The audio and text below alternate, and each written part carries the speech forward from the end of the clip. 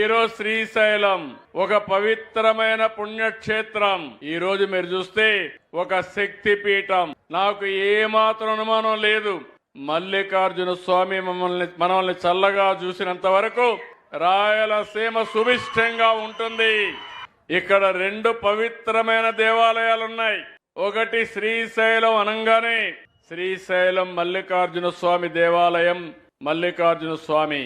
రెండో దేవాలయం శ్రీశైలం రిజర్వాయర్. ఈ విషయం మీరు గుర్తుపెట్టుకోవాలి. దేవుణ్ణి ఎంత పవిత్రంగా మనం ప్రార్థన చేస్తామో అదే పవిత్రతతో శ్రీశైలం నుంచి వచ్చే నీళ్లను గాని మనం పూజ చేయగలిగితే ఈ రైతుల కష్టాలు తీరుతాయి, మీకు సమస్యలే ఉండవని చెప్పి కూడా నేను మీకు తెలియజేస్తున్నా. మన పూర్వీకులు మనకిచ్చింది సనాతన దేవాలయాలు, ఇప్పుడు మనం కట్టుకునేది ఆధునిక దేవాలయాలు. ఈ విషయం మీరు గుర్తుపెట్టుకోవాలి.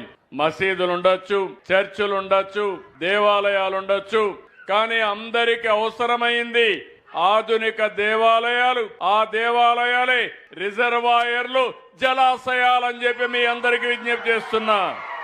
మీరు ఒక్కసారి గతాన్ని కూడా గుర్తుపెట్టుకోవాలి. రాయలసీమలో అందరూ ఒకే మాట అన్నారు, రాయలసీమ ఎవ్వరూ కాపాడలేరు, ఇది రాళ్ల సీమగా మారిపోతుందని అందరం కూడా ఆశొదులుకున్నాం.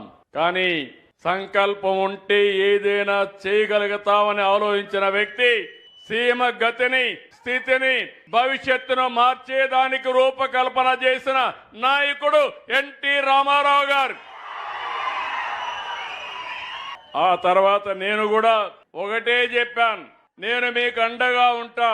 రాయలసీమ రాళ్ల సీమ కాదు, రాయలసీమ రత్నాల సీమగా చేసే బాధ్యత నాదని నేను చెప్పి ఆ ఉక్కు సంకల్పంతో ముందుకు పోతున్నాం.